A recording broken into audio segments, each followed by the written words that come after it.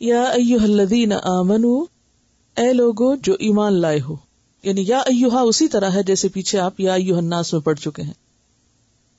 یا ایھا الذین، وہ لوگ. آپ بہت دفعہ الذین کا لفظ پیچھے بھی پڑھ چکے ہیں. کبھی یہ الذین کی شکل میں آتا ہے، کبھی الذی آتا ہے نون کے بغیر، کبھی اللتی آتا ہے. تو یہ اسم کہلاتا ہے، اور اسم میں اسم موصول اس کو کہتے ہیں. موصول، موصول کا لفظ کس سے نکلا ہے؟ وصل سے. واو صاد لام وصل سے. وصل کس کو کہتے ہیں؟ جوڑنے کو. ٹھیک ہے، تو یہ لفظ کیا کام کرتا ہے؟ پھر جوڑنے کا کام کرتا ہے. ٹھیک ہے، یعنی پچھلی اور اگلی بات کے درمیان ایک رابطہ پیدا کرتا ہے. یا ایھا الذین، اے وہ لوگو. کون لوگ؟ آمنو، جو ایمان لائے ہو. آمنو کا لفظ کس سے ہے؟ ایمان سے. ایمان کا روٹ کیا ہے؟ الف میم نون، امن سے. ٹھیک ہے، ایمان مصدر ہے. ٹھیک ہے، آمن یؤمن ایمان، ایمان مصدر، اور پھر اس سے باقی سب نکلتا ہے. معنی کیا ہوتا ہے؟ مان جانا، مان لینا. استعینوا، مدد مانگو. بالصبر، صبر کے ساتھ. صبر کا لفظ پیچھے گزر چکا ہے. صبر کا لفظی معنی ہوتا ہے اپنے آپ کو روکنا. حبس النفس، خود کو روکنا، یعنی نفس پر قابو پانا، ثابت قدم رہنا، اور خصوصاً ناپسندیدہ چیزوں پر اپنے آپ کو روکنا، یعنی نیگیٹو ری ایکشن سے روکنا. والصلاۃ، اور نماز. صبر کے ذریعے اور نماز کے ذریعے مدد مانگو. فائدہ کیا ہوگا؟ ان اللہ مع الصابرین، بے شک اللہ تعالی صابرین کے ساتھ ہے. صابرین جمع کا لفظ ہے، اس کا سنگولر کیا ہوگا؟ صابر. اردو میں استعمال ہوتا ہے نا صابر کا لفظ، اور اس کا روٹ کیا ہے؟ صاد بے رے، صبر ہی.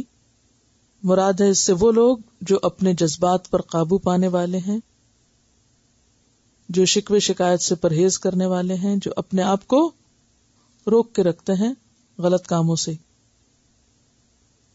اب آپ دیکھیے کہ یہاں دو چیزوں کا ذکر کیا جا رہا ہے، ایک صبر ہے اور ایک صلاۃ ہے.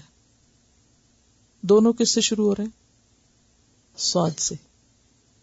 صبر اندر کی کیفیت، یعنی نفس سے متعلق ہے، انسان کے نفس کا جہاد ہے، اندر کا جہاد ہے. اور صلاۃ اعضاء کا جہاد ہے. جہاد کا کیا مطلب؟ جد و جہد، کوشش. صبر سب کاموں میں مشکل ترین کام ہے نفس کا، اور صلاۃ سب کاموں میں مشکل کام ہے عبادات میں سے یا ظاہر کے کاموں میں سے. پیچھے گزرا ہے نا وَإِنَّهَا لَكَبِيرَةٌ إِلَّا عَلَى الْخَاشِعِينَ، بہت گراں ہے. کبیرتن کا مطلب بہت بھاری چیز ہے، مگر جن کے اندر حقیقی عاجزی ہو. تو حقیقی عاجزی کہاں سے آتی ہے؟ جب انسان پر صبغت اللہ آتا ہے، اللہ کا رنگ آتا ہے نا، اور ربانی بنتا ہے، تو سب سے پہلی چیز اس کے اندر کیا آتی ہے؟ عاجزی آتی ہے. اور اس کا اظہار کس سے ہوتا ہے؟ نماز سے.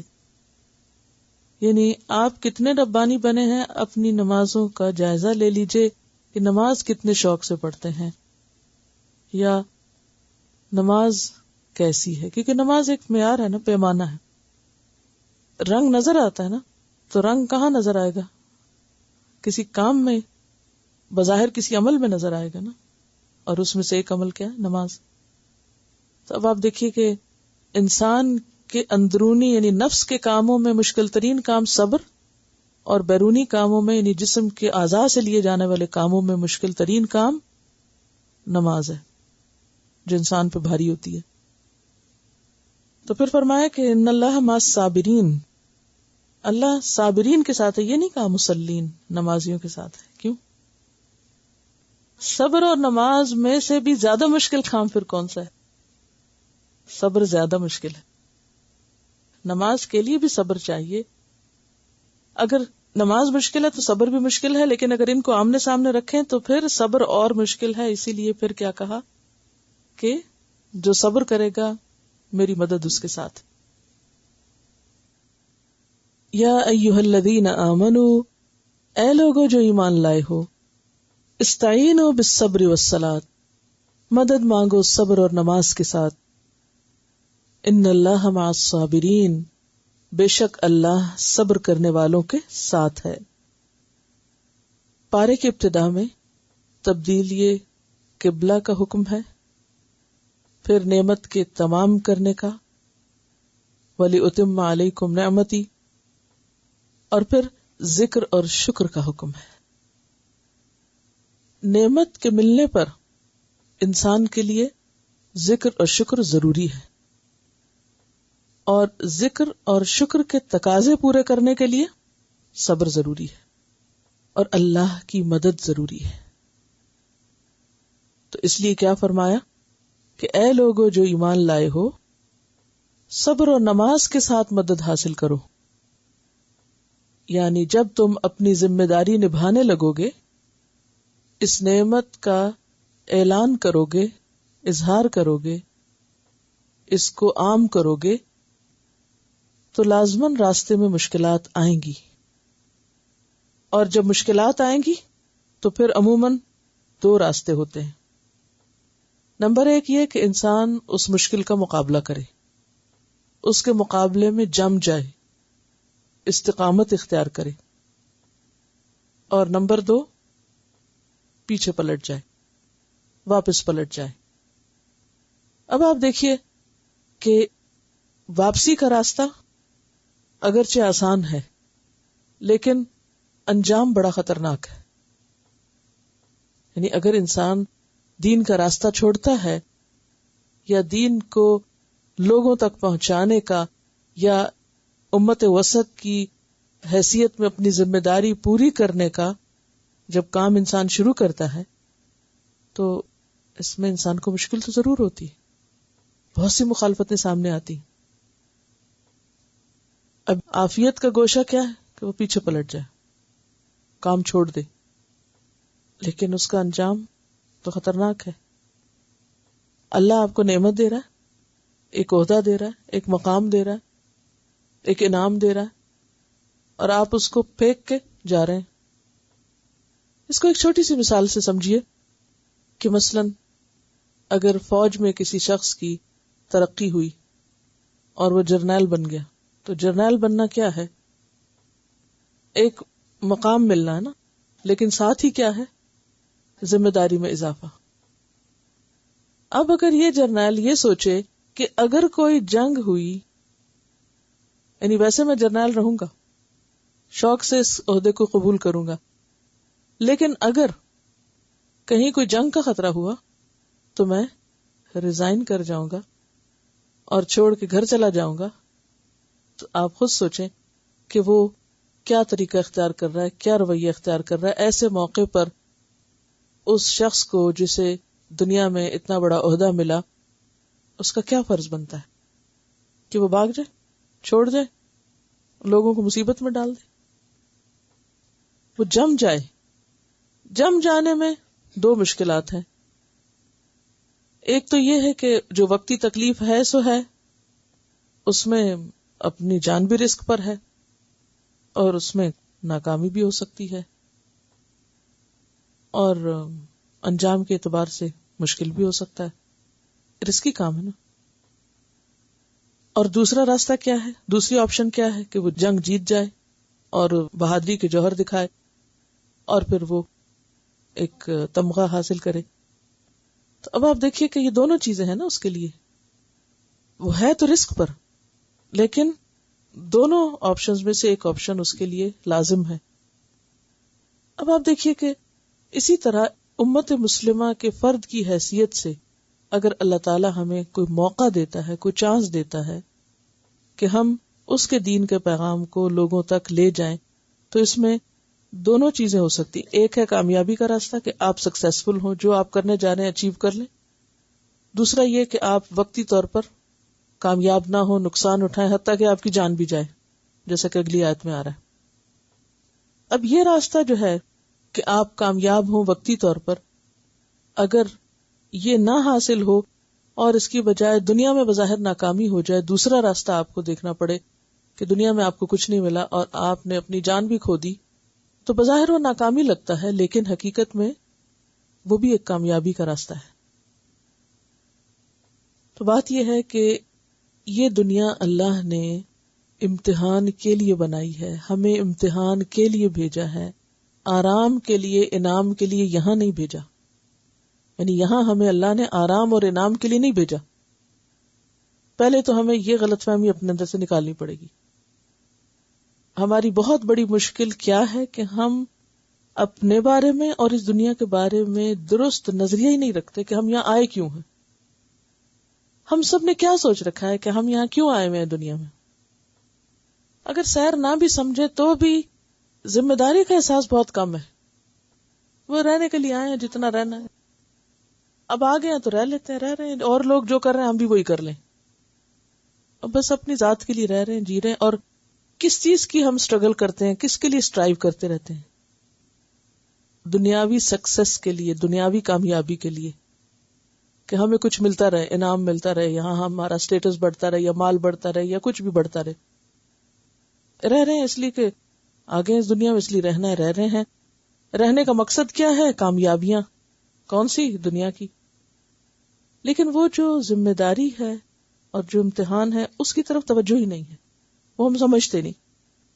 تو چونکہ اللہ نے دنیا رکھی امتحان کے لیے، اور جہاں امتحان ہے اس کے لیے پھر اللہ تعالیٰ طرح طرح کی رکاوٹیں ڈالتا ہے۔ ہمارے راستے میں طرح طرح کی رکاوٹیں آتی ہیں، مشکلات آتی ہیں، چاہے ہم اپنی ذمہ داری پوری کر رہے ہوں یا نہ کر رہے ہیں، دونوں طرح آتی ہیں، اور ان رکاوٹوں کا ذکر اگلی آیات میں تفصیل سے آ رہا ہے۔ اور سب سے بڑی رکاوٹ کب آتی ہے، یا دوسرے لفظوں میں کہیے کہ زیادہ رکاوٹیں کب آتی ہیں؟ جب انسان دوسروں کے لیے جینے لگتا ہے، دین کی خدمت کرتا ہے، دین کے پیغام کو عام کرنے لگتا ہے۔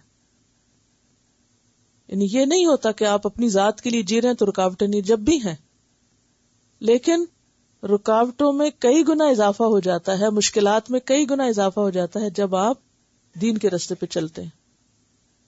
مثلاً آپ دیکھیے، کل بھی بات ہوئی تھی کہ بعض اوقات ہم ایک مجلس میں ہوتے ہیں تو اتنے لوگ ہم پہ الغار کر دیتے ہیں، مشکل ہے، ایک حقیقت ہے، بالکل صحیح فرمایا انہوں نے۔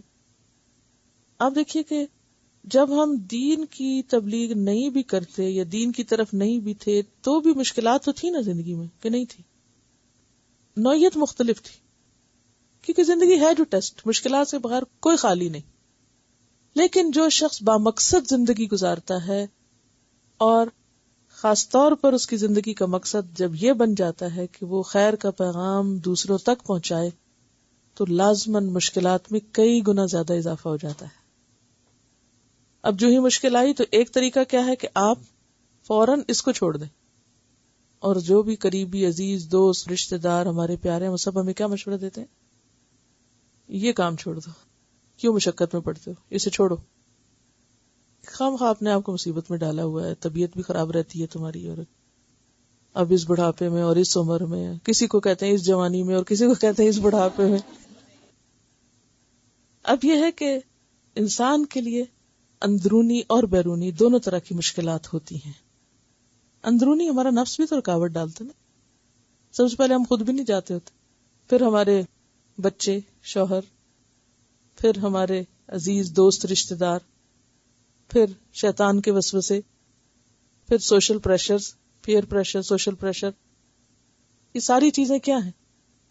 رکاوٹیں ہیں نا۔ اور خصوصاً جب آپ لوگوں کی اصلاح کا کام شروع کریں، کسی کو آپ روکیں کہ یہ کام نہ کرو، پھر آپ دیکھیں کہ فوراً کیا ہوگا۔ نصیحت اور تنقید انسانی نفس پر بہت بھاری ہے، نصیحت اور تنقید انسانی نفس پہ بہت بھاری، خواہ وہ آپ اپنے بچے کو کریں، خواہ وہ اپنے دوست کو کریں، خواہ وہ آپ کسی رشتہ دار کو کریں، کسی اجنبی کو کریں، یا اپنے شاگرد کو کریں، کسی کو بھی کریں گے تو وہ اس پر بہت بھاری ہوتی ہے۔ کہ یہ کیا سویرے سویرے روز ڈانٹ شروع ہو جاتی ہے. وہ نصیحت کو ڈانٹ کا لفظ دے دیا جاتا ہے، پھر بہت ڈانٹتی ہیں حالانکہ وہ نصیحت ہوتی ہے. تو وہ کس لیے نصیحت کا لفظ ڈانٹ بن گیا؟ کہ نفس کو اچھا نہیں لگتا نا. ہم چاہتے ہیں کہ جیسے ہم چاہیں جیئیں، ہمیں کوئی کچھ نہ کہے، جو خرابیاں ہم میں رہیں ہمیں کوئی نقصان نہیں ان سے. تو اس میں پھر انسان کو بہت سی مخالفتوں کا سامنا کرنا پڑتا ہے. وہ محبت بری نظریں اجنبی ہونے لگتی ہیں، وہ جو آپ کے پیارے ہیں وہ آپ سے دور ہونے لگتے ہیں، کھینچنے لگتے ہیں، پیچھے پیچھے باتیں بنانے لگتے ہیں، بعض کو سامنے بھی نہیں چوکتے. اور حتیٰ کہ یہ نوبت بھی آ جاتی ہے کہ پھر وہ میدان جنگ میں آمنے سامنے آ جاتے ہیں، جیسے جنگ بدر میں ہوا، اور اپنے ہی ایک دوسرے کی جان لینے لگتے ہیں. یعنی اس چیز کی جو ایکسٹریم کا لیول ہے وہ ہم اس کشمکش میں دیکھتے ہیں جو نبی صلی اللہ علیہ وسلم اور اہل مکہ کے درمیان تھی. لا الہ الا اللہ کا پیغام دینے پر، لوگوں کو اللہ کی طرف بلانے پر کتنی شدید مشکلات آئیں. تو اس لیے یہاں پر یہ آیت آئی کہ اے اہل ایمان، نعمت تو تمہیں مل گئی، شکر تو تمہیں کرنا ہے، لیکن جب عملی شکر کرو گے، ذمہ داری نبھانے لگو گے تو مشکلات آئیں گی. مشکلات میں میدان چھوڑ کے بھاگنا نہیں ہے. کیا کرنا ہے؟ اللہ سے مدد مانگنی ہے، صبر اور نماز کے ساتھ. یہاں پھر صبر کیا ہوگا؟ یہاں صبر استقامت کے معنی میں ہوگا کہ انسان جمع رہے، کہ یا اللہ تو مجھے جمع کے رکھ، اور کسی قسم کا شکوہ نہ کرے اور کوئی ایسی باتیں زبان سے نہ نکالے، اپنے جذبات پہ قابو رکھے. جب لوگ آپ کو برا بھلا کہنے لگے تو پلٹ کے آپ انہیں برا بھلا نہ کہنے لگے. جب لوگ آپ کو نقصان دیں تو پلٹ کے آپ کو نقصان نہیں انہیں دینا. آپ کو ان کے برے رویے کے مقابلے میں ایک عمدہ نمونہ پیش کرنا ہے، تبھی آپ میسج کنوے کر سکتے ہیں نا. ورنہ اگر آپ کسی کو کوئی بات بتانے لگے، وہ پلٹ کے آپ پہ کوئی جواب دیتا اور آپ اس سے بڑا جواب اس کو، تو لڑائی وہاں شروع ہو جائے، تو پھر تو سارا موقع گیا. تو اب آپ کے پاس جواب ہوتے ہیں، آپ کے پاس دلیل ہوتی ہے، لیکن آپ اس کو خاموش ہو جاتے ہیں. باوجود اس کے کہ آپ کو جواب آتا ہوتا ہے، آپ کیوں چپ ہوتے ہیں؟ یہ چپ کرنا کیا ہوتا ہے اس وقت؟ یہی صبر ہوتا ہے کہ میں جانتی ہوں کہ میں تمہیں کیسا منہ توڑ جواب دوں، لیکن اس وقت وَلِرَبِّكَ فَاصْبِرْ، اپنے رب کی خاطر صبر کروں گی. زبان سے کوئی ایسے لفظ نہیں نکالنے. تو یہ صبر ہے یہاں پر. اور الصلاۃ، نماز. نبی صلی اللہ علیہ وسلم کا طریقہ کیا تھا؟ جب کوئی مشکل پیش آتی، نماز کی طرف دوڑتے، لپکتے، جیسے جا کے کوئی اللہ سے لپٹ جاتا نا کہ یا اللہ بس سارے ہی الگ ہو گئے، سارے اجنبی ہو گئے، اب تو نہ میرا ساتھ چھوڑ، تیری مدد چاہیے. انسان گھٹتا ہے، سسکتا ہے، روتا ہے، پریشان ہوتا ہے، لیکن اپنے رب کو نہیں چھوڑتا. اللہ تعالیٰ تسلی کیا دیتے ہیں؟ ان اللہ مع الصابرین، اللہ صبر کرنے والوں کے ساتھ ہے، وہ ان کی مدد ضرور کرے گا. ساتھ کا کیا مطلب ہے؟ یعنی وہ ضرور مدد کرے گا. اگر ابھی تم مشکل میں ہو تو یہ مشکل ایک وقت آسان بھی ہوگی. اب اس سے ہمیں پتہ کیا چلتا ہے کہ کامیابی کے لیے، اس راستے کی کامیابی کے لیے 2 ہتھیار لازم ہیں، ایک طرف صبر اور ایک طرف نماز. یعنی استقامت اور نیگیٹو ری ایکشن سے خود کو بچانا، اپنے جذبات پہ قابو رکھنا. حتیٰ کہ اگر ایسا موقع آ جائے اس کشمکش میں کہ انسان کو جان بھی دینی پڑے تو اس سے بھی نہ چوکے. یعنی اور تو کیا، جان بچانے کے لیے بھی تم یہ راستہ نہیں چھوڑو. جان بھی دینی پڑے تو دو. اگر جان بھی دے دی تم نے تو بھی سمجھو کہ حق ادا نہ ہوا. کیوں؟ جان دی ہوئی اسی کی تھی. حق تو یہ کہ حق ادا نہ ہوا. ولا تقولو، اور نہ تم کہو. تقولو کس سے ہے؟ قول سے. کس کو؟ لمن، اس کو جو یقتلو، کیا روٹ ہے؟ قاف تے لام، قتل کیا جائے. فی سبیل اللہ، اللہ کی راہ میں، اللہ کے راستے میں. سبیل پیچھے گزر چکا ہے نا. امواتن، اموات کس سے ہے؟ موت سے. کس کی جمع ہے؟ میت کی. جو اللہ کی راہ میں مارے جائیں ان کو مردہ نہ کہو، بلکہ احیاء، احیاء کس کی جمع ہے؟ روٹ تو ہے یہ ہوگا، لیکن جمع کس کی ہوگی؟ حیٌ کی. حیا کی نہیں، حیٌ. حیٌ کس کو کہتے ہیں؟ زندہ. اور احیاء جمع ہے، یعنی زندہ لوگ. بلکہ وہ زندہ ہیں، ولیکن لیکن لا تشعرون، تم شعور نہیں رکھتے. گزر چکا پیچھے. یعنی موت تو سب کو آتی ہے، مگر جو اللہ کے راستے میں مرے وہ مردہ نہیں کہلاتا، بلکہ وہ زندہ ہے، مگر تم شعور نہیں رکھتے. یعنی کیا زندگی ہے وہ نہیں تم کو پتا. اور جو اللہ کے راستے میں جان دے دے، اللہ تعالیٰ اس کو اتنا بڑا مقام دیتے ہیں کہ فرمایا وَلَا تَقُولُوا لِمَنْ يُقْتَلُ فِي سَبِيلِ اللَّهِ أَمْوَاتٌ، جو اللہ کی راہ میں مارے جائیں تم ان کو مردہ نہ کہو. اس کا یہ مطلب نہیں کہ وہ مرے نہیں، مارے تو ہیں. لِمَنْ يُقْتَلُ، مارے تو گئے ہیں، مر گئے ہیں، لیکن ان پر مردہ کا لفظ نہیں بولا جائے گا، کیونکہ موت کا لفظ جو ہے وہ ایک مایوس کرنے والا لفظ ہے، ایک تکلیف دہ لفظ ہے. تو یہ ان کی عزت اور اکرام کے لیے اور ان کے مقام کو بلند کرنے کے لیے کہا جا رہا ہے. ایسے لوگ مر کے ختم نہیں ہوتے، ذلیل و رسوا نہیں ہوتے، بلکہ بہت بڑا مقام پا جاتے ہیں. بل احیاء، وہ تو زندہ ہیں. اور یہاں زندگی سے مراد دنیا کی زندگی نہیں ہے. کون سی زندگی ہے؟ برزخ کی زندگی. بعض لوگوں نے اس کا معنی غلط سمجھا. وہ سمجھتے ہیں کہ یہ ایسے ہی زندہ ہے جیسے کوئی دنیا میں زندہ ہوتا ہے، اور پھر وہ ان سے جا کے مدد مانگنا شروع کر دیتے ہیں اور ان کے ذریعے اللہ تعالیٰ سے کمیونیکیشن کرتے ہیں. وہ کہتے ہیں کہ آپ ہماری سن لیں اور پھر آگے اللہ تعالیٰ کو سنا دیں جا کے. حالانکہ آپ بھی اتنے ہی حقدار ہیں اللہ سے باتیں کرنے کے جتنے وہ شہید ہو کے کر سکتے ہیں. آپ کا بھی رب اتنا ہی آپ کا ہے جتنا ان کا ہے. لیکن یہاں سے شیطان انسان کو ایسے رستوں پہ لے جاتا ہے جس سے بعض اوقات شرک ہو جاتا ہے. تو یہ زندگی برزخ کی زندگی ہے. اور برزخ کی زندگی کیسی زندگی ہے؟ فرمایا وَلَٰكِن لَا تَشْعُرُونَ، لیکن تمہیں شعور نہیں کہ وہ کس طرح، کس حال میں کیسے زندہ ہے. ان کا کچھ حال تو ہمیں احادیث سے پتہ چلتا ہے کہ ان کی روحیں مرنے کے بعد کہاں جاتی ہیں.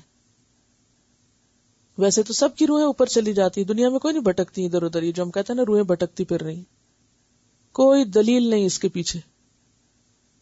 اور یہ کہ ہر جمعرات کو گھر واپس آتی ہیں، کوئی دلیل نہیں. وہ کہہ رہی ہیں 1 سال تک آتی رہتی ہیں، یہ کہہ رہی ہیں کہ بعض کہتے ہیں جتنے سال زندہ رہے اتنے سال وہ پھر زمین پہ رہتی ہیں. تو یہ سب من گھڑت باتیں. کس نے دیکھی روح آتی؟ سب روحیں ایک خاص مقام پہ چلی جاتی ہیں. نیک روحیں ایک جگہ ہیں اور بری روحیں ایک جگہ ہیں، اور شہداء کی روحیں جنت میں ہیں. ہاں، اس کے لیے قرآن پاک کی ایک آیت بھی آتی ہے بل احیاء عند ربہم یرزقون، کہ ان کو باقاعدہ رزق بھی ملتا ہے، یعنی شہیدوں کو. فرحین، وہ خوش ہوتے ہیں، بما آتاہم اللہ من فضلہ، اللہ اپنے فضل سے جو انہیں عطا کرتا ہے. وَيَسْتَبْشِرُونَ بِالَّذِينَ لَمْ يَلْحَقُوا بِهِمْ، اور وہ ان لوگوں کے بارے میں بھی خوش ہوتے ہیں جو ان سے ابھی نہیں ملے، من خلفہم، جو ان کے پیچھے ہیں ابھی دنیا میں. اللہ خوف علیہم ولا ہم یحزنون، کہ انہیں ڈرنا نہیں چاہیے اور نہ انہیں غمگین ہونا چاہیے، کیونکہ اگر وہ بھی اسی رستے پہ چلے تو وہ بھی ہمارے سے آ ملیں گے، یہیں پہنچیں گے. یستبشرون بنعمت من اللہ، شہیدوں کی روحیں تو جنت میں اللہ کی نعمت پا کے خوش ہوتی ہیں. وفضل، اور اللہ کے فضل سے. وان اللہ لا یضیع اجر المؤمنین، اور بے شک اللہ مومنوں کا اجر ضائع نہیں کرتا. 169 سورۃ آل عمران. رسول اللہ صلی اللہ علیہ وسلم نے فرمایا شہداء کی روحیں سبز پرندوں کے جسم میں ہوتی ہیں. ان کے لیے عرش کے ساتھ کچھ قندیلیں لٹکی ہوئی ہیں. قندیل کس کو کہتے ہیں؟ شینڈلیئر جیسے ہوتا ہے نا. یہ روحیں جنت میں جہاں چاہتی ہیں سیر کرتی پھرتی ہیں، پھر ان قندیلوں میں واپس آ جاتی، یعنی ان کا مقام وہ ہے. اور اسی طرح جو نیک لوگوں کی روح ایک جگہ جمع ہوتی ہے نا، تو جب ایک کے بعد ایک فوت ہوتا ہے تو وہ ایک دوسرے سے حال پوچھتے ہیں. پھر جو بعد میں آتے ہیں، اچھا وہ فلاں کہاں ہے، فلاں کہاں ہے، وہ کہتے ہیں وہ تو نہیں آیا یہاں. اچھا پھر وہ اداس ہوتے ہیں، اچھا وہ فلاں ادھر چلا گیا. تو موت جو ہے وہ زندگی کے خاتمے کا نام صرف اس سینس میں کہ انسان یہاں دنیا میں نہیں رہتا، ورنہ مرنے کے بعد بھی کوئی مرتا نہیں ہے حقیقت میں. ٹھیک ہے، وہ ایک دوسری جگہ چلے جاتے ہیں، ان کو ایک دوسری زندگی مل جاتی. یعنی موت ایک فیز ہے. زندہ تھے، پھر کیا ہوا، اس مرحلے سے گزرے موت کے، پھر ایک اور زندگی مل گئی ان کو. کنتم امواتا فاحیاکم. اسی لیے بعض لوگ یہ احیاکم سے مراد برزخ کی زندگی لیتے ہیں. ٹھیک ہے، انتقال کا لفظ بھی اسی لیے استعمال ہوتا ہے، یعنی منتقل ہو گئے، مائگریٹ کر گئے یہاں سے وہاں. تو شہداء کی روحیں جو ہیں وہ جنت میں ہوتی ہیں. یہ صحیح مسلم کی روایت ہے. اب یہ آیت کتنی خوبصورت آیت ہے نا. ہر انسان کو مرنے سے ڈر لگتا ہے، لیکن جب انسان اللہ کے راستے میں نکلتا ہے اس نیت کے ساتھ کہ میں اپنی یہ ذمہ داری پوری کروں، اور وہ دین کو سیکھتا ہے اور سکھاتا ہے، تو خواہ وہ بستر پر بھی مرے اسے شہادت کی موت نصیب ہوتی. کیونکہ طالب علم جو ہے وہ جب اللہ کے راستے میں نکلتا ہے تو وہ فی سبیل اللہ ہوتا ہے، یعنی اللہ کی راہ میں ہوتا ہے یہاں تک کہ واپس لوٹ آئے. اور اسی لیے وہ حدیث میں آتا ہے نا، وَمَنْ سَلَكَ طَرِيقًا يَلْتَمِسُ فِيهِ عِلْمًا سَهَّلَ اللَّهُ لَهُ بِهِ طَرِيقًا إِلَى الْجَنَّةِ. یہ صحیح مسلم کی روایت ہے. یہ احادیث رب زدنی علما کتاب میں لکھی ہوئی ہیں، اور یہ کتاب ویب سائٹ پر بھی موجود ہے اگر احادیث وہاں سے دوبارہ دیکھ کر لکھنی ہو، ریفرنس اپنا کمپلیٹ کرنا ہو. تو بات یہ ہے کہ جو علم کے راستے میں نکلتا ہے اللہ اس کے لیے جنت کا راستہ آسان کر دیتے ہیں. تو یہ کس معنی میں ہے کہ وہ بھی اسی قافلے کا مسافر ہو جاتا ہے، کیونکہ آپ اقوام عالم کو اللہ کا پیغام کیسے پہنچا سکتے ہیں جب تک آپ کو خود ہی نہ پتا کہ پیغام ہے کیا. تو اس کا پہلا سٹیپ کیا ہے کہ خود جاننا، سیکھنا، معلوم کرنا. اور جب آپ معلوم کرتے ہیں تو آپ گویا اس ذمہ داری کو ادا کرنے کا کام شروع کر چکے ہیں. یعنی وہ جو ذمہ داری ہے نا ہم پر کہ ہم دوسروں کو بتائیں، اس کا آغاز ایک طرح سے کب سے ہو جاتا ہے؟ جب آپ سیکھنے کا عمل شروع کر لیتے ہیں، جب آپ خود لینے والے ہو جاتے ہیں، اس ورثے کو آپ لے لیتے ہیں، اون کرتے ہیں، پھر آپ اس کو دینے والے بنتے ہیں.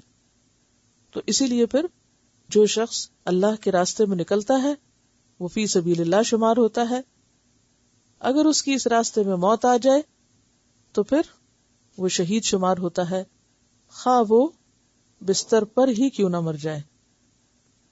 کیونکہ علم جو ہے وہ دنیا کی زندگی میں انسان کو زندہ کرتا ہے، تو مرنے کے بعد بھی ایسا شخص، اور ویسے بھی آپ دیکھیں جو علماء ہوتے ہیں مرنے کے بعد بھی مرتے نہیں ہیں. کیوں؟ دنیا میں بھی ان کا نام زندہ رہتا ہے. اب آپ دیکھیں امام بخاری ہیں، امام مسلم ہیں، اور اسی طرح بہت سارے علم والے لوگ ایسے ہیں کہ ان کے نام زندہ ہیں، ان کا علم بھی زندہ ہے. بہرحال تو فرمایا وَلَا تَقُولُوا لِمَن يُقْتَلُ فِي سَبِيلِ اللَّهِ أَمْوَاتٌ بَلْ أَحْيَاءٌ وَلَكِن لَّا تَشْعُرُونَ. کتنا بڑا مقام اور عزت اور کتنا بڑا آنر بخشا گیا کہ تم ایسے لوگوں کو مردہ نہ بولو، میت نہ کہو، وہ تو زندہ ہیں، اپنے رب کے پاس رزق پا رہے ہیں. ہاں یہ الگ بات ہے کہ تمہیں شعور نہیں، اس سے کیا پتا چلتا ہے کہ تمہیں شعور نہیں، تمہیں نہیں پتا چل سکتا کہ وہ کیا ہے. یعنی تم امیجن ہی نہیں کر سکتے کہ وہ زندگی کیا زندگی ہے. یعنی برزخ کی زندگی جب تک کسی نے ایکسپیرینس نہیں کیا، کوئی نہیں جانتا کہ وہ کیا چیز ہے. وَلَنَبْلُوَنَّكُمْ، وا اور لا، یہ کون سا لام ہے؟ ایک ہوتا ہے لام الف لا، اور ایک ہے بغیر الف کے لا، تاکید، لام تاکید اس کو بولتے ہیں.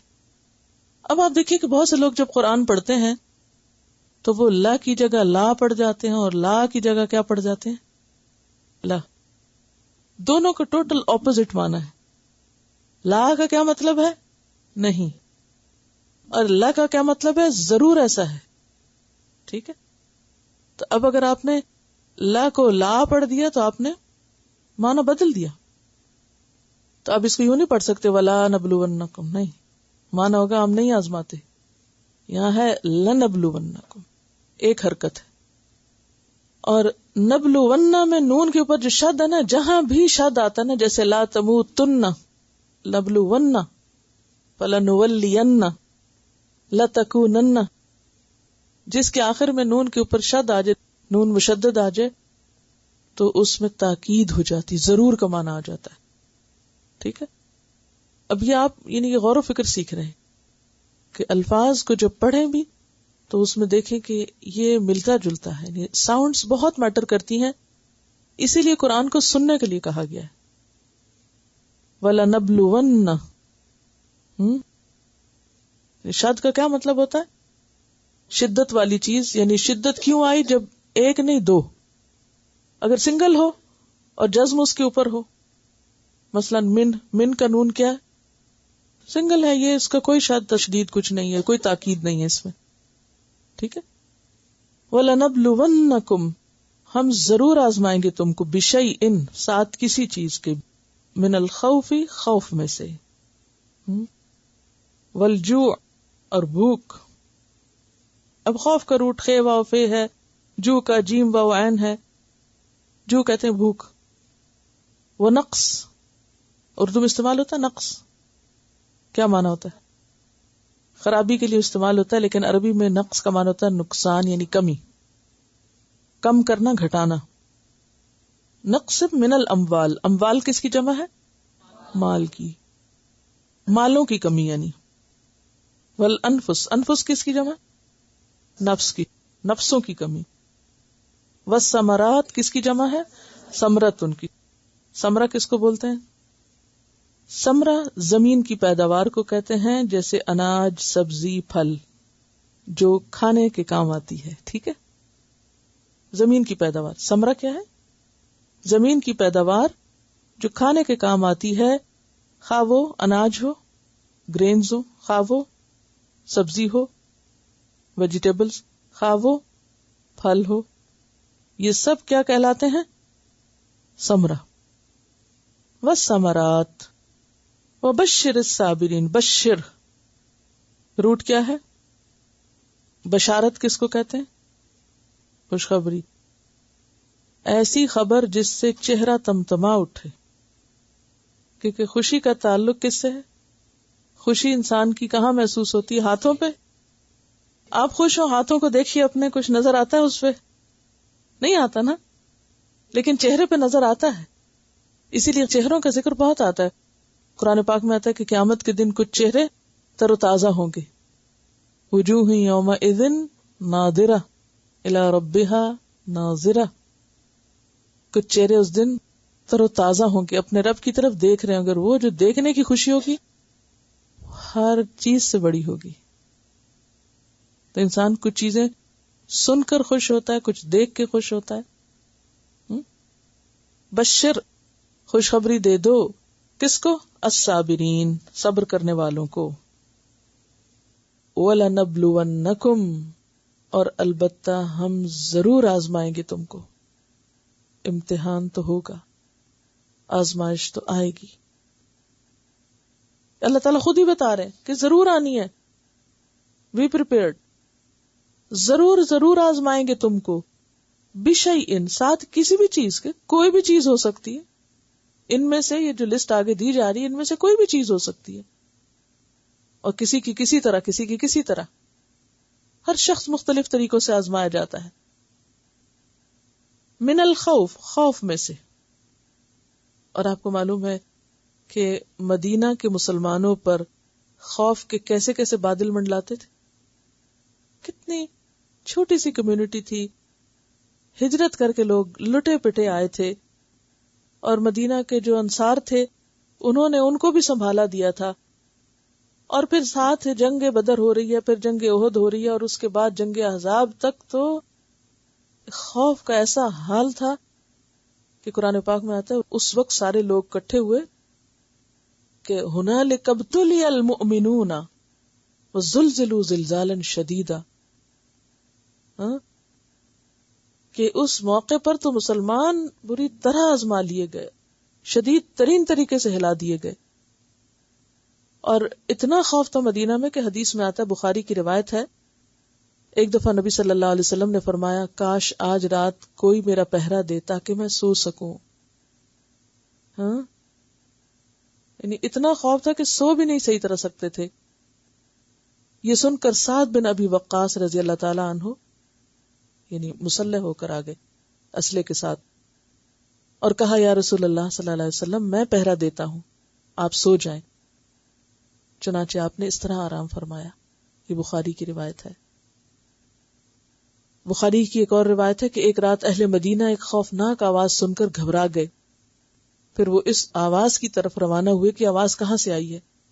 دیکھا کہ آپ ادھر سے واپس آ رہے ہیں. لوگ بعد میں گئے، آپ پہلے وہاں پہنچے ہوئے تھے اور خبر معلوم کر کے آ رہے تھے. آپ نے لوگوں سے کہا ڈرو نہیں ڈرو نہیں، کیونکہ چھوٹی سی ریاست اتنی کمزور کہ کدھر سے کوئی دشمن حملہ کر دے. اور پھر جنگ احزاب میں تو پورا عرب اکٹھا ہو کے آ گیا تھا. احزاب اسے کہا بھی اسی لیے جاتا ہے.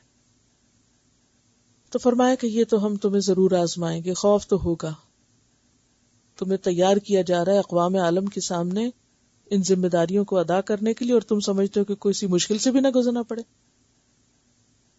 اصل میں مشکل میں کیوں ڈالا جاتا ہے، امتحان کیوں لیا جاتا ہے؟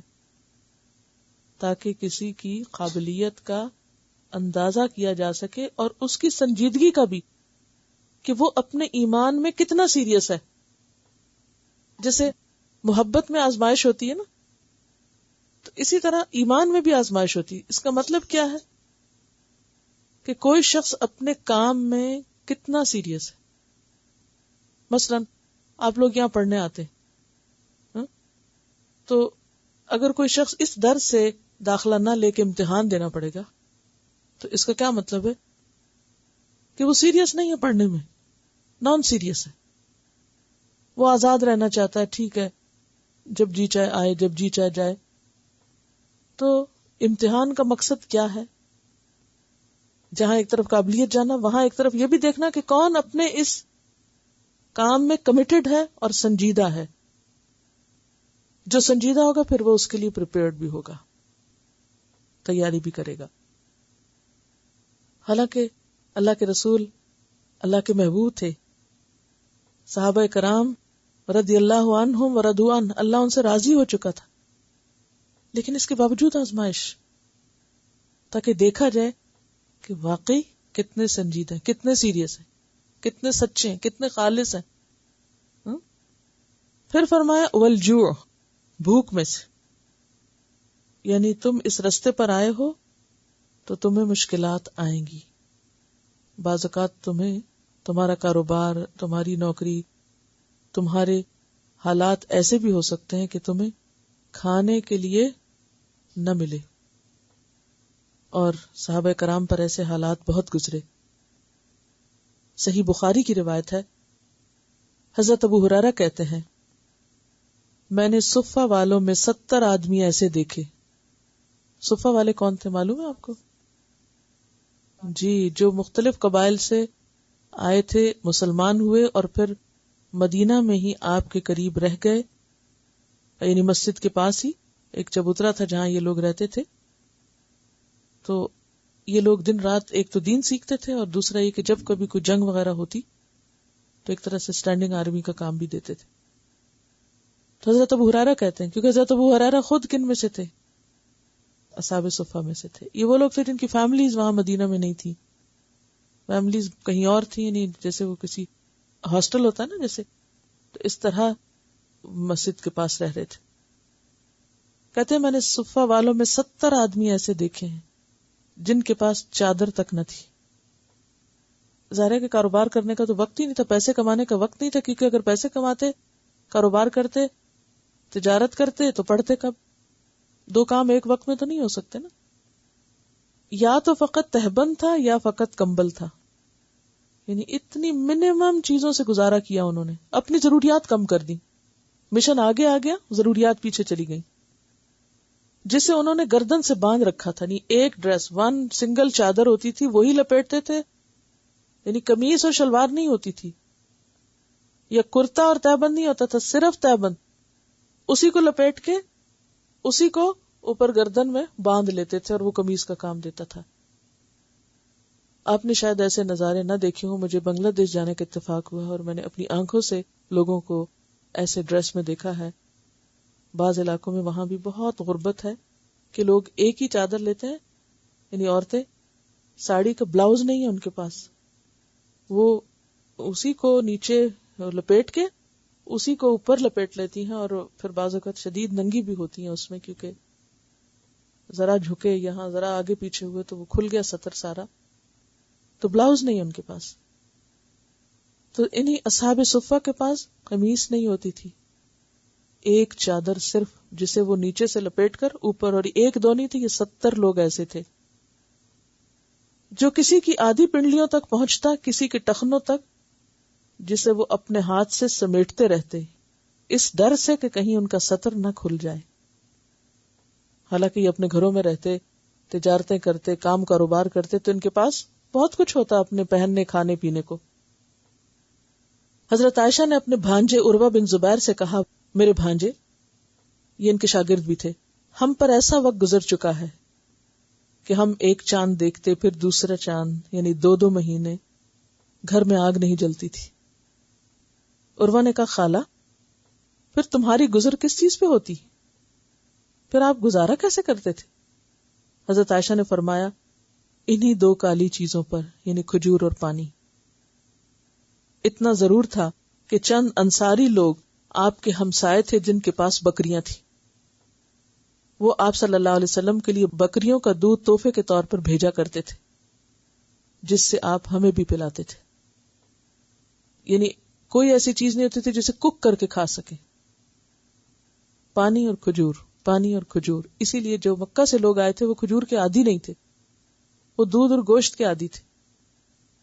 تو ایک دفعہ آپ جمعے کا خطبہ دے رہے تھے تو ایک شخص اٹھا اور چیخ پڑا، یا رسول اللہ صلی اللہ علیہ وسلم، کھجور نے ہمارے پیٹ جلا دیے. یعنی مسلسل صرف کھجور ہی کھانی پڑ رہی ہے، 1 ڈائٹ ہے، اور اس سے ہمارے جسم جو ہے اسے قبول نہیں کرے، کیونکہ ہر جسم جو ہے وہ خاص قسم کی غذا قبول کرتا ہے. جن علاقوں میں لوگ چاول کھانے کے عادی ہوتے ہیں وہ روٹی نہیں کھا سکتے، جو روٹی کے عادی ہوتے ہیں چاول ان کو نقصان دیتے ہیں. کوئی مکی کھانے کا سٹیپل فوڈ جو ہوتا ہے نا ایک، تو مکہ والوں کا سٹیپل فوڈ ڈیٹس نہیں تھی. اس لیے مرضی کے خلاف ایک غذا، اور وہ بھی بار بار کھانے سے ان کی صحت جو تھی وہ شدید متاثر ہو چکی تھی. یہ بھی بخاری کی روایت ہے. یہ ساری احادیث جو ہیں وہ اوتھینٹک اور صحیح احادیث ہیں، تاکہ کسی کو کوئی شک نہ ہو کہ شاید یہ من گھڑت قصے ہیں جو کہیں سے گھڑ کے سنائے جا رہے ہیں. حضرت ابو ہریرہ فرماتے ہیں کہ آپ کی آل پر، یعنی نبی صلی اللہ علیہ وسلم کے گھرانے پر، آپ کی وفات تک ایسا وقت نہیں گزرا کہ انہوں نے مسلسل 3 دن تک پیٹ بھر کے کھانا کھایا. یعنی نبی صلی اللہ علیہ وسلم جب فوت ہو گئے اس وقت تک ان کے پاس کبھی ایسا نہیں ہوا کہ 3 دن کنزیکٹیو ایسے گزرے ہو کہ آپ پیٹ بھر کے کھائے ہوں. تو یہ انہیں پہلے ہی وارننگ دے دی گئی کہ جس عظیم الشان کام کے لیے تم اٹھائے گئے ہو اس میں تمہیں بہت سی قربانیاں کرنی پڑیں گی، کیونکہ ایک چیز چھوڑے بغیر دوسری حاصل نہیں ہوتی. اور چونکہ ہمیں دنیا سے اتنی محبت ہے، ہم دنیا چھوڑ نہیں سکتے، مشکل ہی ہے نا. لیکن جنہوں نے آخرت کا سودا کیا ان کے لیے پھر مشکل نہیں رہتی. اب دیکھیے ہم بھی اسی دین کے ماننے والے ہیں، لیکن ہم ایسی قربانیاں نہیں کر سکتے. کیوں نہیں کر سکتے؟ ایک تو اس طرح دین اترا نہیں، دوسرا یہ ہے کہ ہمیں ذمہ داری کا احساس بھی کوئی نہیں کہ یہ کوئی بڑی بات ہے. ہم سمجھتے ہیں اس سے کیا فرق پڑتا ہے، ٹھیک ہے کچھ لوگ کر لیں، کرتے ہیں تو ہم اسے اپنا کام نہیں سمجھتے نا، اور نہ سمجھتے ہم سے پوچھ ہوگی. لیکن صحابہ کرام کو یہ بات سمجھ آ چکی تھی، اس لیے انہوں نے گھر بھی چھوڑے، اور انہوں نے اچھے کھانے بھی چھوڑے، اور انہوں نے اپنی عادات اور اپنا وطن بھی چھوڑا. ان سب چیزوں کی ہجرت کی ایک طرح سے. ہم دنیا کے لیے ہجرت ضرور کر لیتے ہیں. آپ دیکھیں کہ بے شمار لوگ شوق سے ہجرت کرتے ہیں، امیگریشن کراتے ہیں، اپنا وطن، ملک، رشتہ دار، اپنے موسم، اپنی یادیں، اپنی کیا کچھ نہیں چھوڑتے. کس لیے چھوڑتے؟ دنیا کے لیے. بچوں کو اچھی ایجوکیشن مل جائے گی، اچھی زندگی، اچھی لائف. اس مقصد کے لیے بہت سے لوگ امیگرینٹس بننا پسند کرتے ہیں. لیکن نبی صلی اللہ علیہ وسلم اور آپ کے صحابہ کرام بھی مدینہ میں امیگرینٹس تھے، وہ بھی مائیگریشن تھی ان کی. اور اس وقت آپ نے فرمایا تھا انما الاعمال بالنیات، اعمال کا دار و مدار نیت پر ہے. وانما لکل امرئ ما نوى، اور ہر شخص کو وہی ملے گا جس کی اس نے نیت کی ہوگی. فمن كانت ہجرته الى دنیا يصيبها او امرأة ينكحها وهجرته الى ما هاجر الیہ. کیا معنی اس کا؟ کہ ہر شخص کو وہی ملے گا جس کی اس نے نیت کی ہوگی، جس نیت کے ساتھ مائیگریشن کی ہوگی، گھر وطن چھوڑا ہوگا، اسی کا اس کو اجر ملے گا. اگر اس کی نیت دنیا پانے کے لیے ہے، فمن کانت ہجرتہ الی دنیا یصیبها، اب یصیبها یہاں کیا ہے؟ پالے اس کو.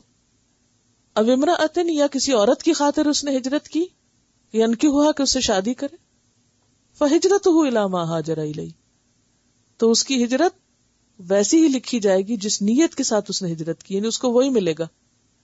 دنیا کے لیے کی، دنیا مل گئی، نہیں ملی بس خلاص وہیں رہ گیا. شادی کے لیے کی، شادی ہو گئی، ٹھیک ہے بس مل گئی دنیا میں جو ملنا تھا. لیکن ایک اور نیت بھی ہے کہ دین کی خاطر، دین پھیلانے کی خاطر، دین کی تعلیم عام کرنے کے لیے. تو جو اس نیت کے ساتھ ہجرت کرے گا اس کی نیت پھر اس کے ساتھ کاؤنٹ ہوگی. تو صحابہ کرام جو ہجرت کر کے آئے تھے مدینہ، اور پھر اصحاب صفہ بعد میں ادھر سے ادھر سے ادھر سے ہر طرف سے آ کے مدینہ میں رہ رہے تھے، تو یہ ان کی بھی ہجرت تھی. اور چونکہ سب چھوڑ کر آئے تھے، تو آپ سب اچھی طرح جانتے ہیں کہ جب آپ سب کچھ چھوڑ کے کسی نئے ملک میں جاتے ہیں تو پھر کیا ہوتا ہے، معلوم ہے نا. جتنا کچھ بھی آپ کے پاس پیچھے ہو، لیکن آنے کے بعد کچھ دن تلخ گزرتے ہیں نا، کیونکہ انسان کو نئے حالات اور نئی چیزوں کا پتہ ہی نہیں ہوتا، کچھ سمجھ ہی نہیں آتی. تو اس میں آپ دیکھیے کہ بعض اوقات معمولی چیز ہو سکتی ہے، یعنی اپنے گھر میں رکھی ہوئی بے شمار ایسی چیزیں ہوگی کہ جن کو آپ معمولی سمجھتے ہیں اور آپ ان کی کوئی قدر اور شکر گزاری اس پہ نہیں کرتے. لیکن جب آپ اس سے نکلتے ہیں تو پھر آپ کو اتنی چیزوں کی قدردانی آتی ہے، حتیٰ کہ کاغذ کی اور چیزوں کی. تو یہ ساری تکلیفیں اگر انسان کسی مقصد کے لیے اٹھاتا ہے تو اس کا اجر اللہ کے پاس بہت بڑا ہے. اور اگر انسان صرف دنیا کے لیے آتا ہے، یہ دنیا کے لیے سب کچھ کرتا ہے، تو وہ وقتی طور پر اتنا مل جاتا. اب آپ دیکھیے، جس بھی نیت سے آپ آئے، آپ آ گئے، اب بھی وقت ہے اس نیت کو بدل لیں. ٹھیک ہے، یعنی نیت دنیا میں رہ کے تبدیل ہو سکتی ہے.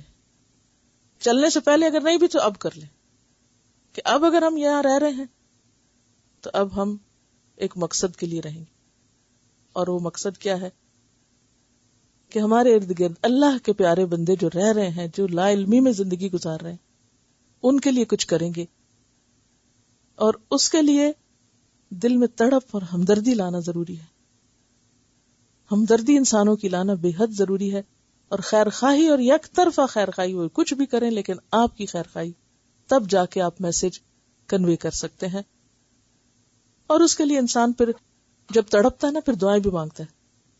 پھر انسان کہتی ہے اللہ مجھے تو طریقہ نہیں آتا، میں تو انتہائی جاہل ہوں، اللہ تو سکھا دے، اللہ تو مجھے طریقہ بتا دے، تو میرا راستہ کھول دے. میں نہیں جانتی، اور واقعی ہم میں سے کوئی نہیں جانتا، لیکن اگر ہم مانگتے رہیں گے نا تو آپ دیکھیں گے کہ کچھ عرصے کے بعد خود بخود اللہ تعالیٰ گود میں لا ڈالے گا کہ اچھا لو اب کرو.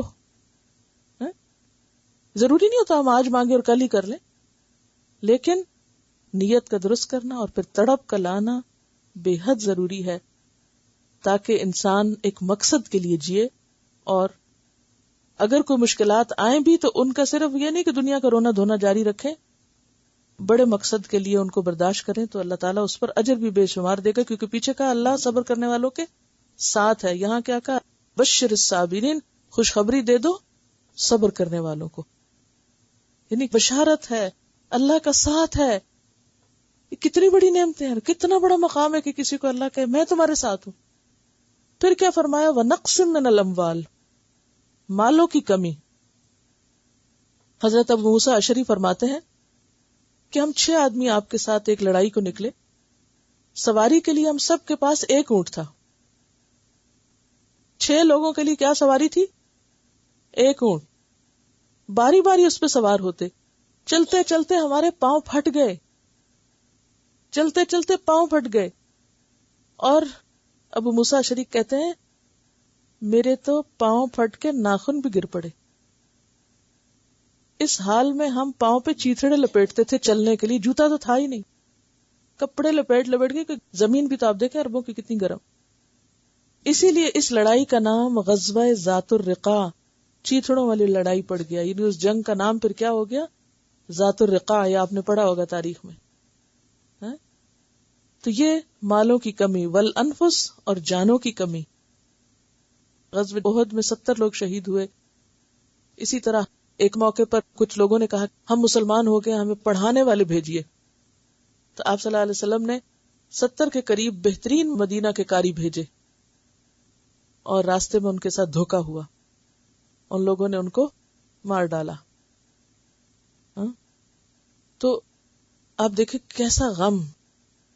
یہ واقعہ جب میں نے پڑھا کہ 70 بہترین قاری مدینہ سے آپ نے اپنے جگر کے ٹکڑے بھیجے اور وہ شہید کر دیے گئے، تو آپ پر کیا گزری ہوگی؟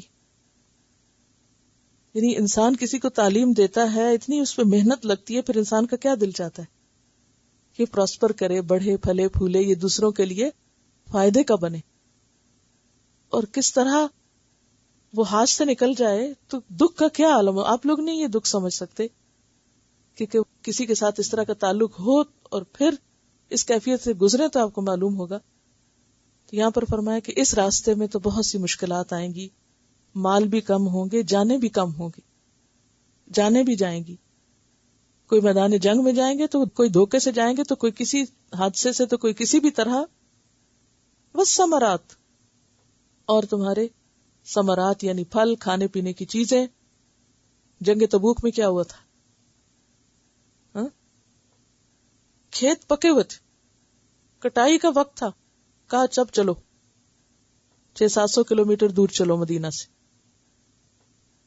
اب ذرا سوچئے، فصل پکی ہوئی ہے، اسی پہ انحصار ہے کس کا؟ آگے روزی روٹی کا، اور کہا چھوڑو اس کو اور چلو۔ کتنا مشکل کام ہے، کتنی مشکل مرحلہ ہو سکتا ہے۔ اور آپ کو معلوم ہے جن 3 صحابہ نے اس وقت صرف سستی کی تھی، یہ نہیں دیکھو نیت خراب تھی، صرف سستی کے اچھا چاہتے ہیں جاتے ہیں، جیسے ہم اکثر کاموں میں سستی کرتے رہتے، اچھا کر لیں گے نا، پھر کر لیں گے۔ تو ان کے ساتھ پھر کیا ہوا تھا کہ ان کے ساتھ بائیکاٹ کیا گیا تھا، یعنی اتنی شدید ناراضگی کا نبی صلی اللہ علیہ وسلم نے ان سے اظہار کیا تھا کہ تم نے سستی کی اپنے فرض اور مشن کی ادائیگی میں۔ تو یہاں پر کیا ہے کہ ان سب چیزوں کی کمی تو ہوگی۔ پھر اسی طرح آپ دیکھیں کہ ایک حدیث میں آتا ہے، یہ بھی بخاری کی روایت ہے، جابر بن عبداللہ انصاری کہتے ہیں کہ آپ نے ایک لشکر سمندر کے کنارے بھیجا جس میں 300 آدمی تھے، ابو عبیدہ بن جراح سردار تھے۔ ہمارا راشن ختم ہو گیا، ابو عبیدہ نے حکم دیا سب لوگ اپنا اپنا بچا ہوا راشن ایک جگہ جمع کریں۔ یہ راشن کھجور کے 2 تھیلے تھے، 300 لوگ تھے اور کھجور کے 2 تھیلے۔ ابو عبیدہ اس سے تھوڑا تھوڑا کھانے کو دیتے، وہ بھی ختم ہو گیا، تو ہمیں روزانہ صرف 1 کھجور کھانے کو ملتی۔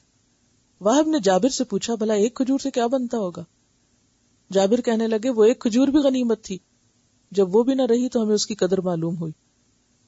پھر ہم سمندر پہ پہنچے تو کیا دیکھتے ہیں کہ ایک بہت بڑی مچھلی ٹیلے کی طرح پڑی ہے۔ سارا لشکر 18 دن اس کا گوشت کھاتا رہا۔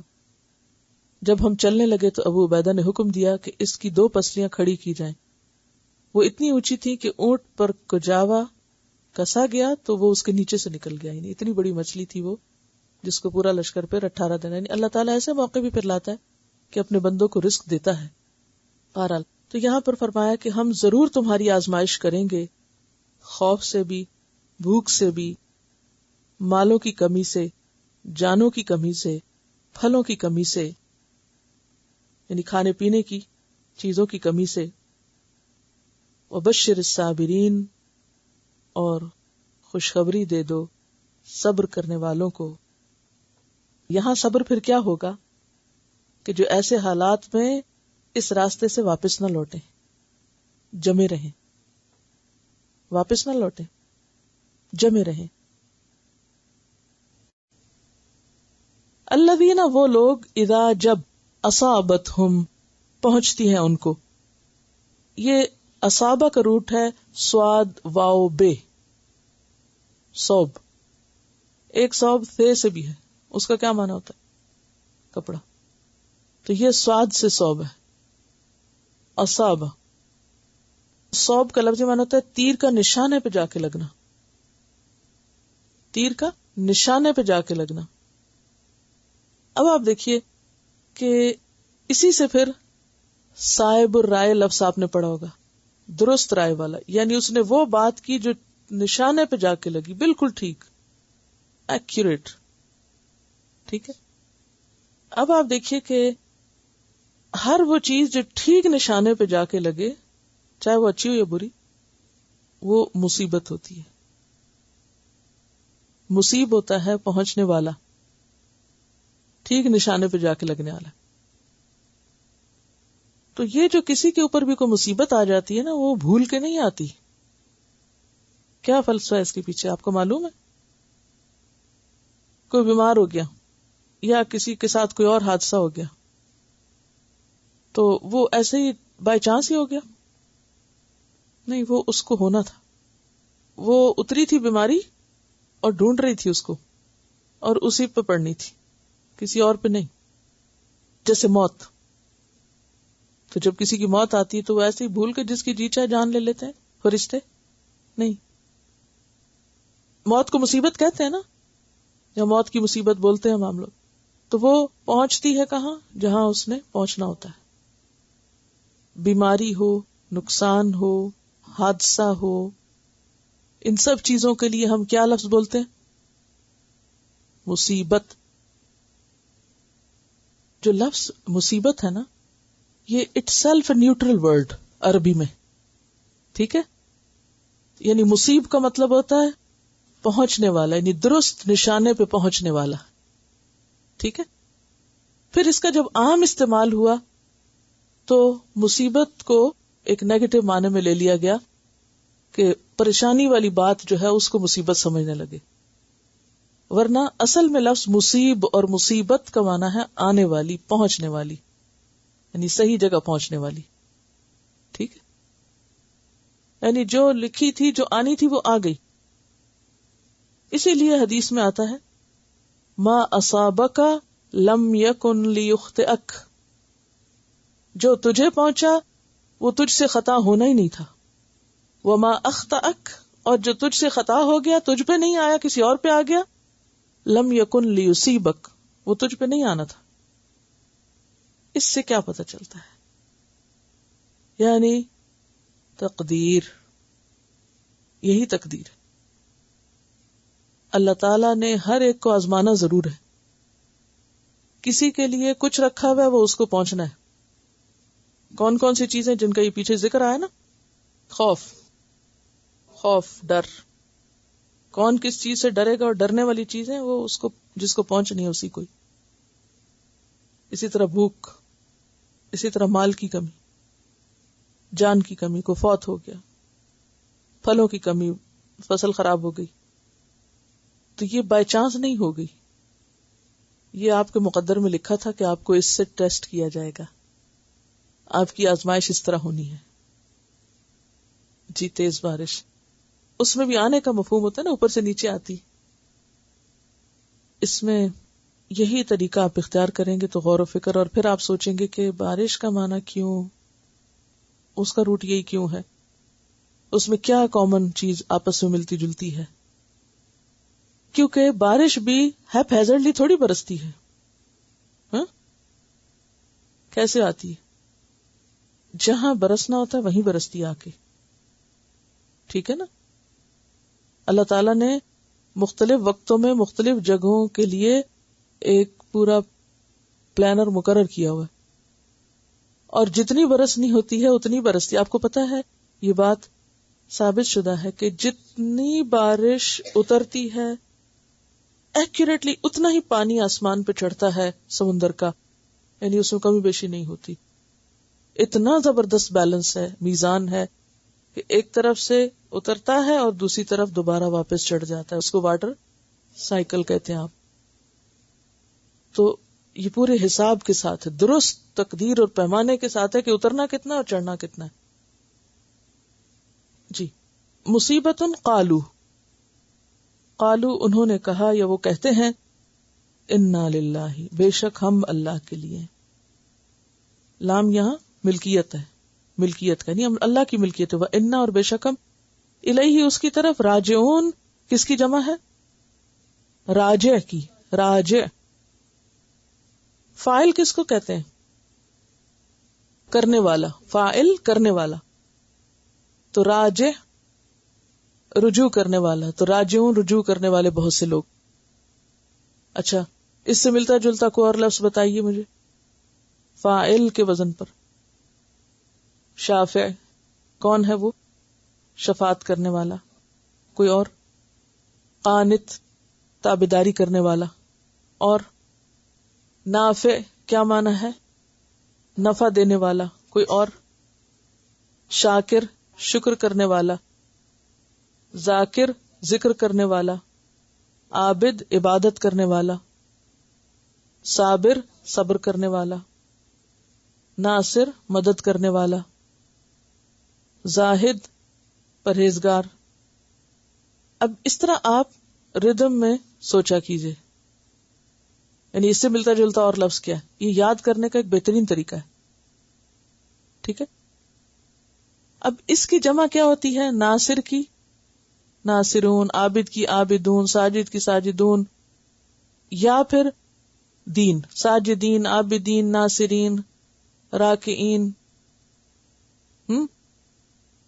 جمع میں دو طرح کا سٹائل آتا ہے، کیونکہ جو واحد ہے اس میں بھی کبھی آتا ہے صابرن، کبھی آتا ہے صابرن، رافعن رافعن، قاتلن قاتلن. تو پھر جمع میں بھی قاتلن ہو تو قاتلین بن جاتا، قاتلن ہو تو قاتلون بن جاتے ہیں. ساؤنڈ اس میں بھی وہاں فرق ہو جاتی. ٹھیک ہے. الذین اذا اصابتہم مصیبت، یہ وہ لوگ ہیں جب ان پر کوئی مصیبت آتی ہے، قالوا انا للہ و انا الیہ راجعون، تو وہ کہتے ہیں بے شک ہم اللہ کے لیے ہیں اور ہم اسی کی طرف لوٹ کے جانے والے ہیں. یعنی مصیبت آنے پر وہ شور ہنگامہ نہیں شروع کر دیتے، واویلا نہیں شروع کر دیتے، بلکہ انا للہ پڑھتے ہیں. ایک دفعہ چراغ بجھ گیا تو آپ نے انا للہ کہا، تو اس پر کہا کہ کیا اس پر بھی اجر ملے گا؟ تو فرمایا کہ ہاں یہ بھی تو مصیبت ہے نا، بجلی کا جانا اور بجلی کا نہ رہنا. تو چھوٹی چھوٹی جو انسان کے لاس ہوتے ہیں، نقصان ہوتے ہیں، یا تکلیف آتی ہے یا پریشانی اس پر آتی ہے، تو اس پر بھی اگر زبان سے یہ نکلے تو فوراً اجر لکھ لیا جاتا ہے کہ میرے اس بندے نے درست بات کی.